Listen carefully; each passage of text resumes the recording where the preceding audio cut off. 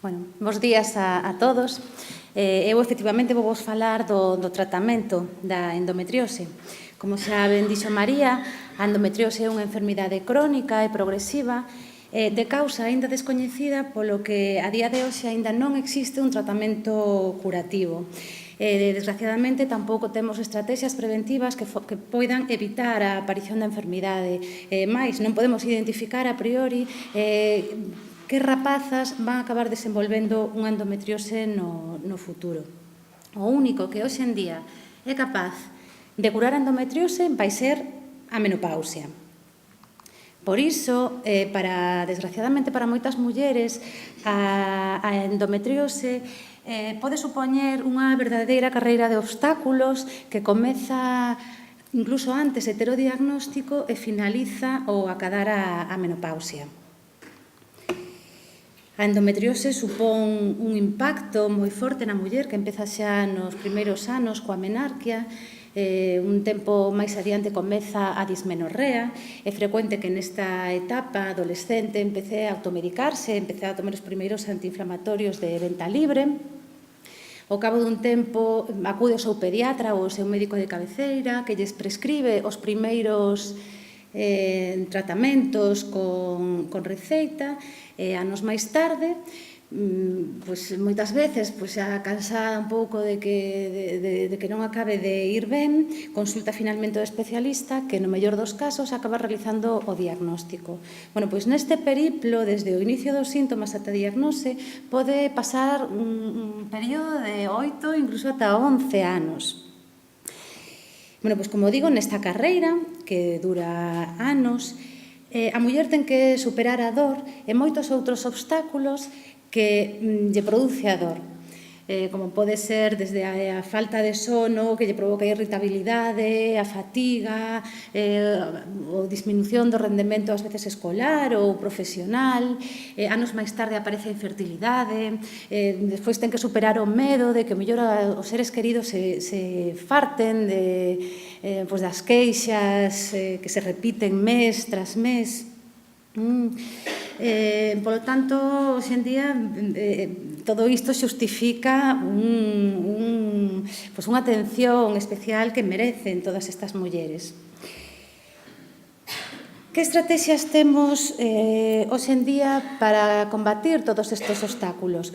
Como aínda non coñecemos a causa da endometriose, non imos ter un tratamento curativo, como digo, e hoxe en día o manexo da doenza baséase en tratar os dous síntomas cardinais da enfermidade, que van ser a dor e a esterilidade.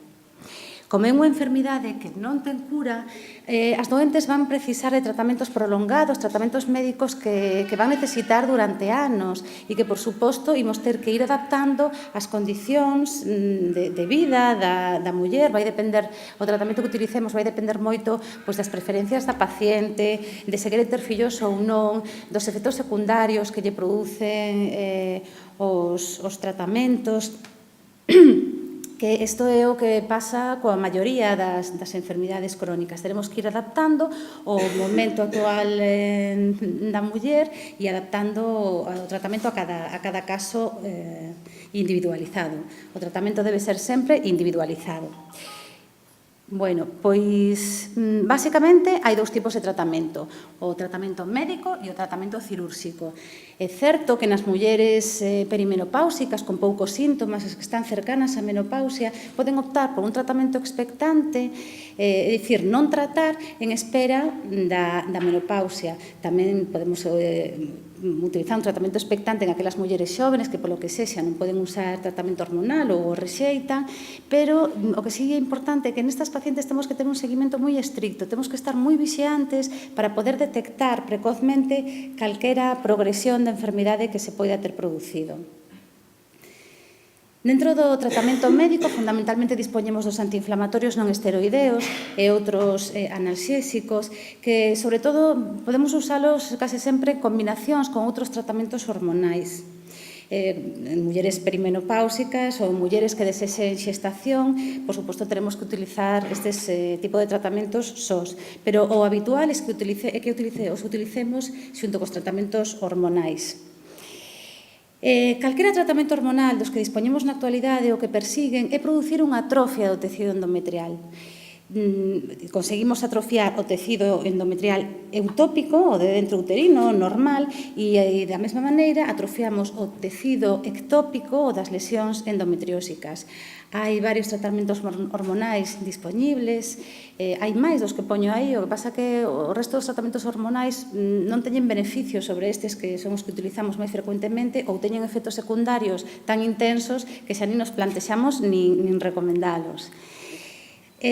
Como os tratamentos, como os síntomas da endometriose recurren moi rapidamente ao suspender os tratamentos médicos, sempre os tratamentos de primeira liña van ser aqueles que permitan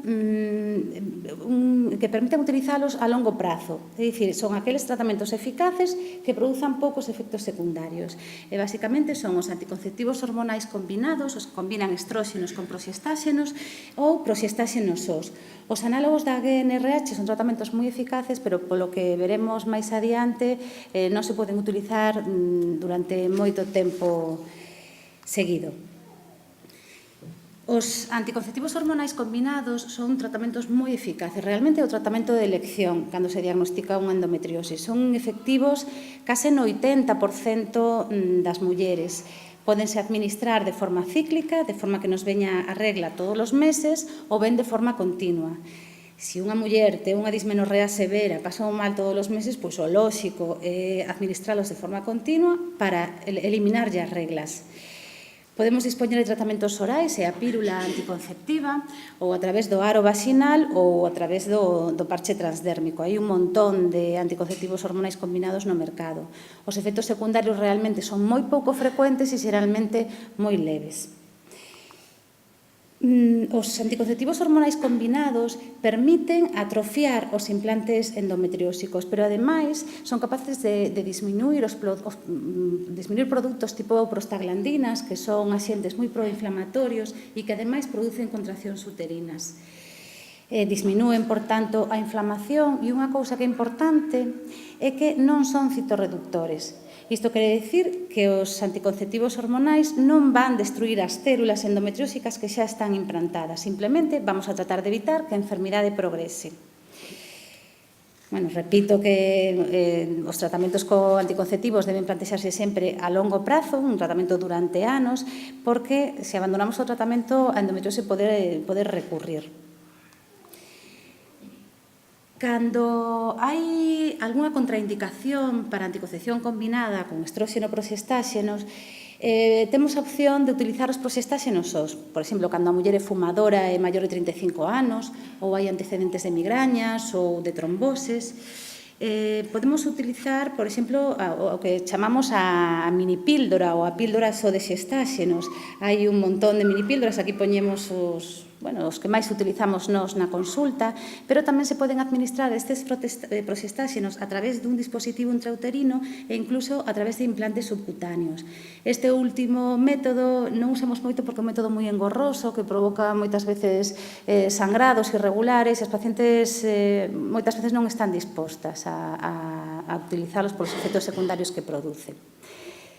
De todos estes proxestáxenos, quería destacar principalmente dous. Un é o Dienogest, que é un xestáxeno sintético moi eficaz para combatir a endometriose, dase por vía oral. O tratamento, o nome comercial é o Visanete, é o único que está comercializado. E outro é o Diumirena, que é un dispositivo intrauterino que libera diariamente unha dose fixa de levonorgestrel.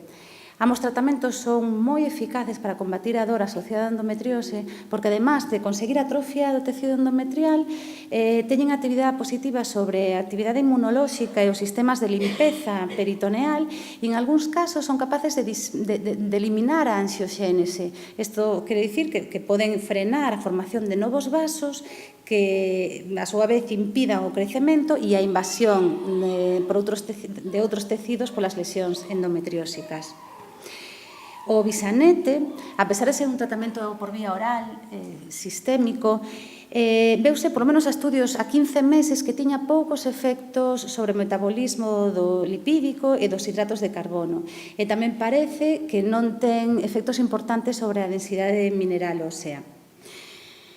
Aínda que non se vende como un anticonceptivo, na práctica sí que vai ser un anticonceptivo. Non se vende como anticonceptivo porque aínda non se testou a eficacia do tratamento como anticonceptivo, pero na práctica vai suprimir a actividade ovárica, vai suprimir as ovulacións na maioría dos casos. De feito, a maioría das mulleres que utilizan quedan en amenorrea, quedan sin reglas.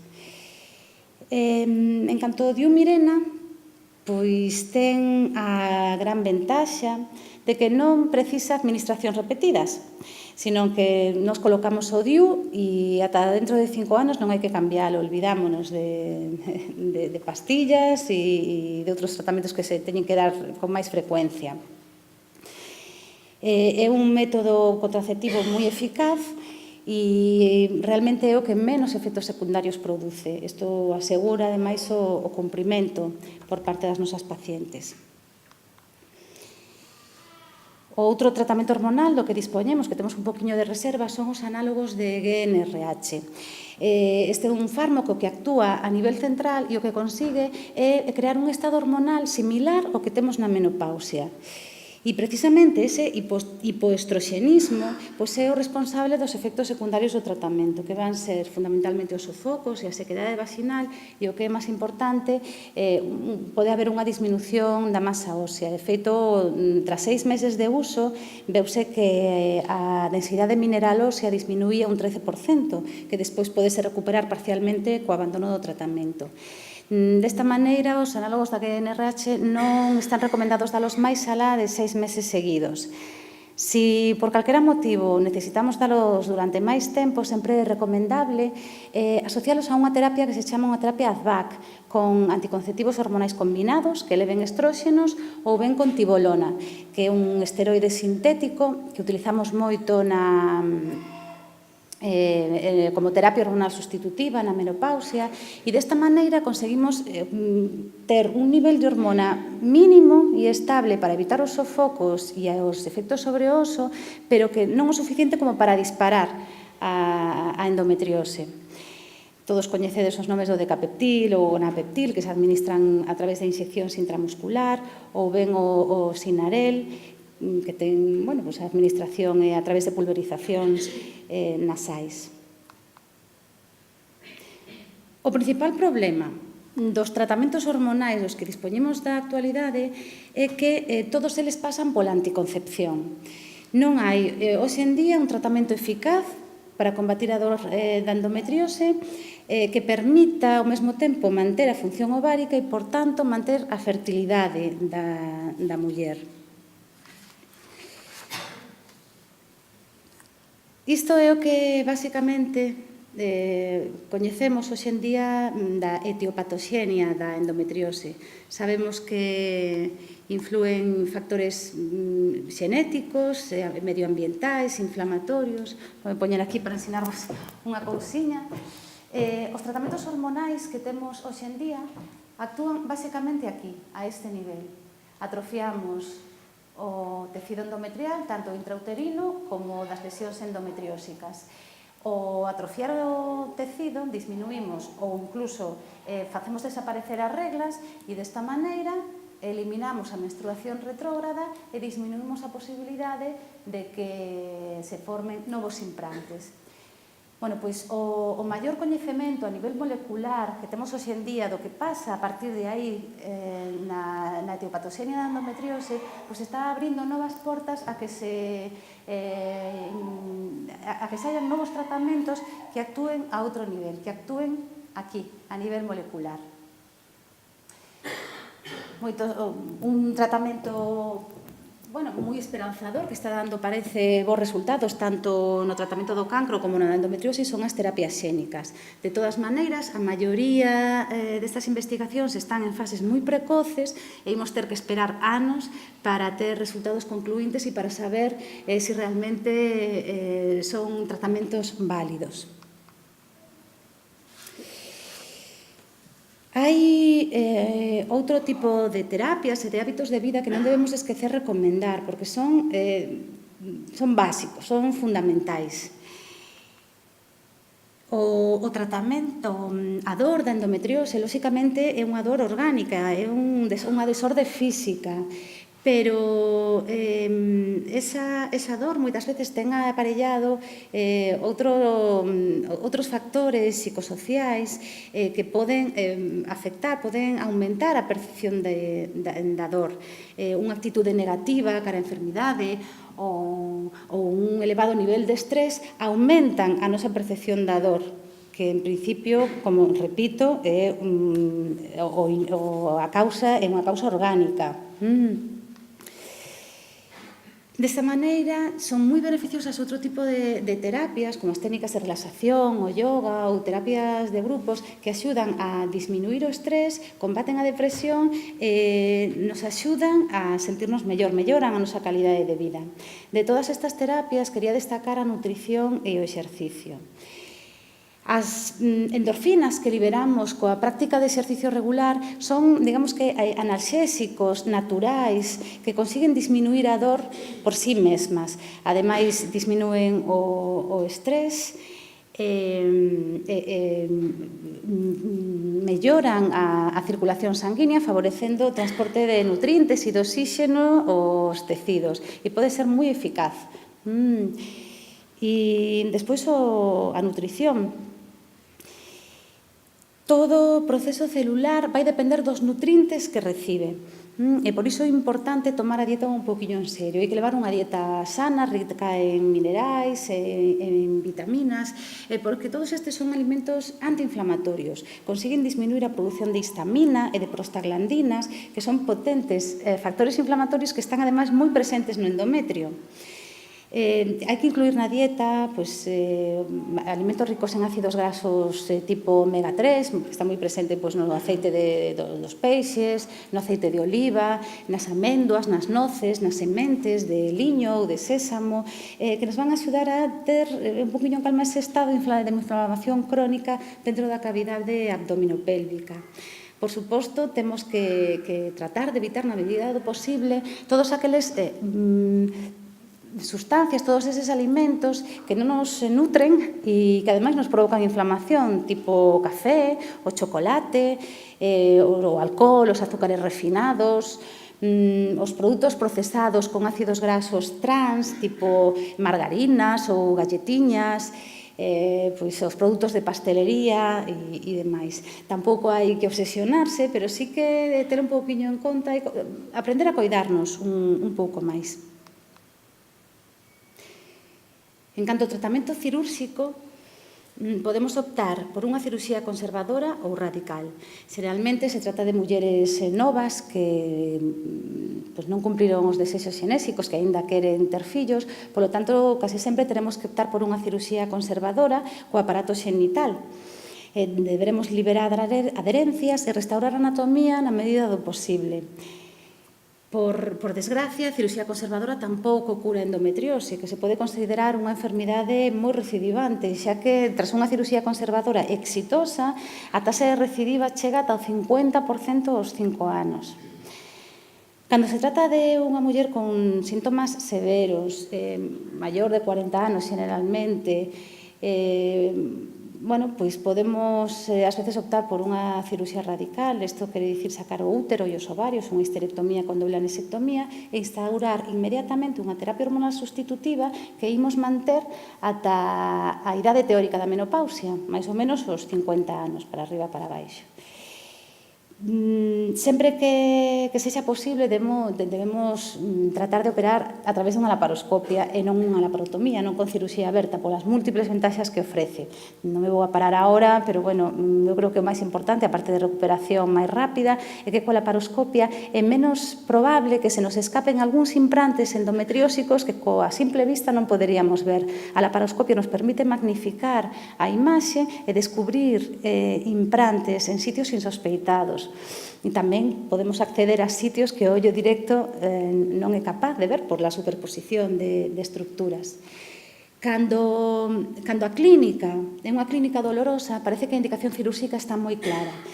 Cando o problema é a esterilidade, como xa explicou María, pois a indicación non está tan clara.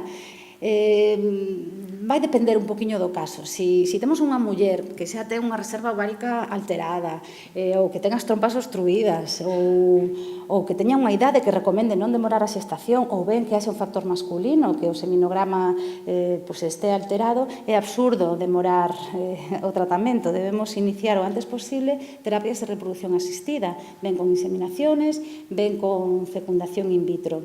Nestes casos, tan só operaremos cando haxe unha clínica dolorosa importante, cando haxa un hidrosalpings, unha dilatación das trompas, ou cando nos atopemos frente a un endometrioma grande que impida a captación ovocitaria, que nos impida na fecundación in vitro chegar ao ovocito con facilidade. Pola contra, se nos atopamos cunha rapaza nova, con unha reserva ovárica normal, un seminograma normal, as trompas permeables, bueno, pois nese caso podemos plantexar extirpar a lesión endometriósica, deixarlle un período de 6-12 meses para que intente quedar embarazada espontáneamente e se non o consigue, entón sí recomendar un tratamento de reproducción asistida. Bueno, a laparoscopia, estas son as indicacións a grandes rasgos da laparoscopia, ás veces imos utilizar, como digo, como tratamento de primeira liña, ou cando non se pode utilizar o tratamento hormonal ou este non funciona, cando hai endometriomas grandes, ou ben cando hai unha tumoración sospeitosa, por suposto, para descartar malignidade. Un caso especial é o caso da endometriose profunda, que podemos considerar como unha fase xa, a última fase, a fase máis avanzada da enfermidade. Este tipo de endometriose soen necesitar con frecuencia de tratamentos cirúrxicos e é unha cirurxía, en moitos casos, moi complexa, porque pode afectar a órganos extrapélvicos e extraxenitais. Vamos a necesitar sempre, moitas veces, a colaboración de outros ciruxáns, de outros aparatos que nos axuden a operar con éxito esa doente. É importante contar con ciruxáns, urólogos experimentados en laparoscopia que coñezan, ademais, a enfermidade. É importante que todos nos sentemos coa doente, que lle expliquemos que tipo de ciruxía, que pode esperar da ciruxía, explicarlle que pode acabar con unha resección intestinal ou con unha reimplantación ureteral. E é un tipo de cirurxía que, como digo, hai que planificar moi ben. Temos que utilizar todas as probas diagnósticas que están na nosa man para localizar todos os focos de endometriose e que a hora de operar non se nos quede ningún foco atrás sin extirpar e intentar facelo nun só acto quirúrxico, deixar a limpa de enfermidade. Si vemos que non lle podemos asegurar un tratamento correcto a esta doente, o que temos que facer é non operar. Incluso se estamos dentro da laparoscopia, é mellor non facer nada e remitir a doente a un centro especializado no tratamento da doenza onde dispoñan de equipos multidisciplinares. Estes son exemplos de endometriose profunda, como vedes, hai adherencias importantes, son cirurxías que ás veces teñen complicacións, nalgúns casos severas, e son complicacións que llevan durar o resto da súa vida. Por iso temos que seleccionar moi ben as pacientes, e discutir moi ben os casos, e planificar, como digo, moi ben esta cirurxía.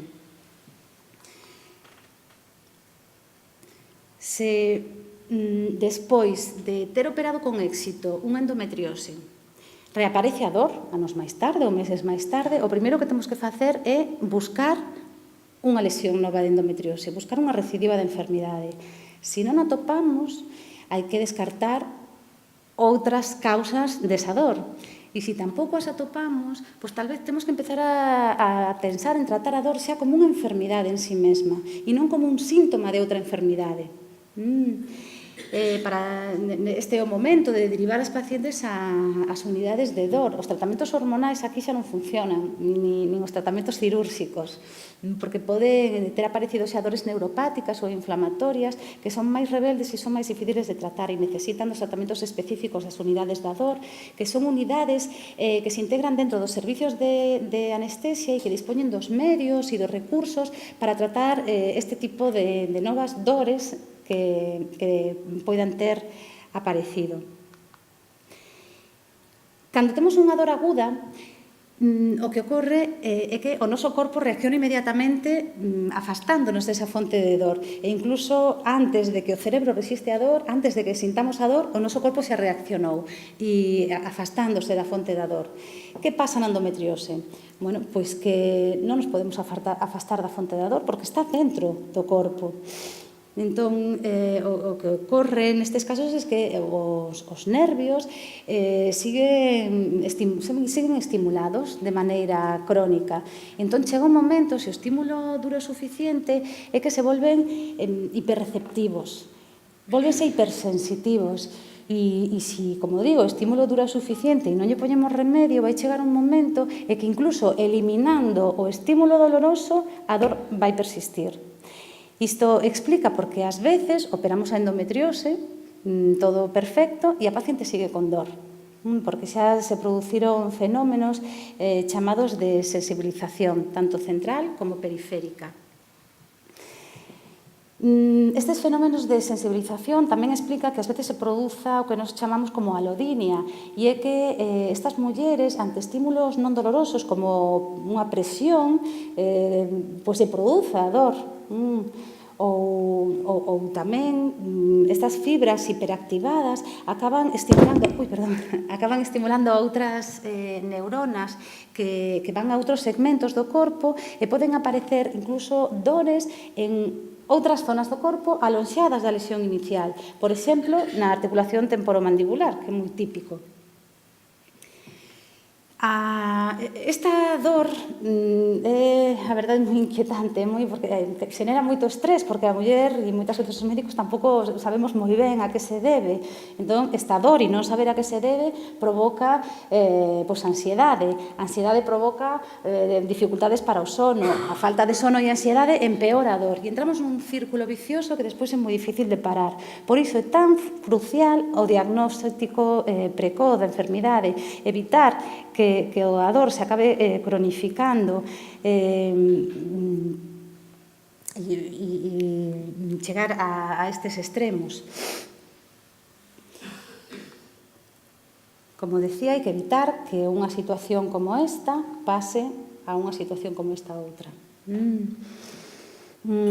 Cando estas dores se producen, como decía, tenemos que derivar asa unidade da dor, que son unidades especializadas onde están afeitos a manexar certo tipo de fármacos que actúan directamente con estas fibras hiperexcitadas. Poden utilizar fármacos ou técnicas máis ou menos invasivas que nos poden axudar a paliar estas dores neuropáticas e estas dores inflamatorias. Cando un músculo se hiperactiva, o que pasa é que o músculo se contrae e se poden producir espasmos musculares importantes.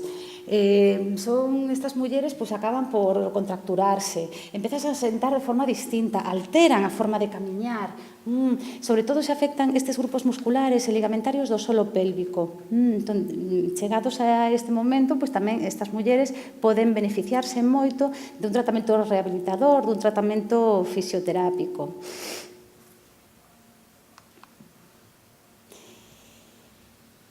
A estas alturas, eu creo que xa nos queda claro que a endometriose é unha enfermidade multidimensional, multifactorial.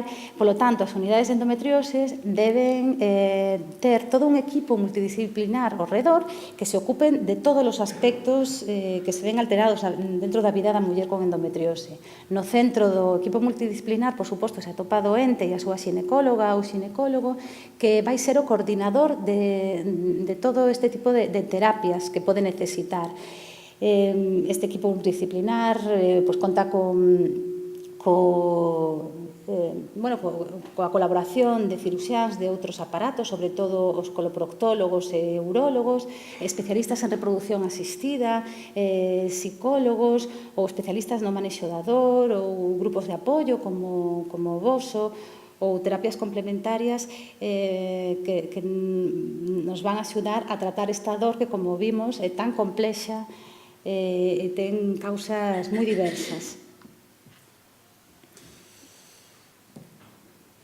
A endometriose é unha enfermidade moi importante e, ademais, é unha enfermidade moi real. Afecta a máis de 170 millóns de mulleres en todo o mundo, e para algunhas destas mulleres vai significar unha sentencia de ter que vivir de por vida coa dor ou de ter que vivir coa infertilidade. Eu creo que, como resumo, o que nos debe quedar claro é que se trata dunha enfermidade crónica que vai necesitar un plan de xestión, un plan de cuidados para toda a vida e que o tratamento debe ser sempre individualizado, adaptado ás condicións, ás preferencias e a situación vital e concreta en cada caso.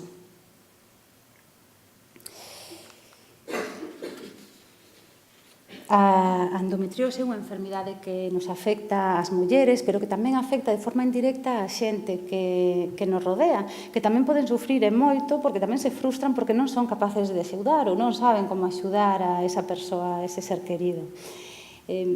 Vexo bastantes homes na sala, o cal está moi ben. Os homes, por suposto, que nunca van padecer, pero sí que a poden sufrir pois a través de casos cercanos. Pode tratarse dunha irmá, dunha nai, dunha parella, dunha filla. Desde logo que iniciativas como esta axudan en moito a visibilizar a doenza e a mellorar o coñecemento e a comprensión social de cara a estas pacientes. E eu estou encantada de estar aquí hoxe colaborando e axudando na medida do posible nesta loita tan necesaria.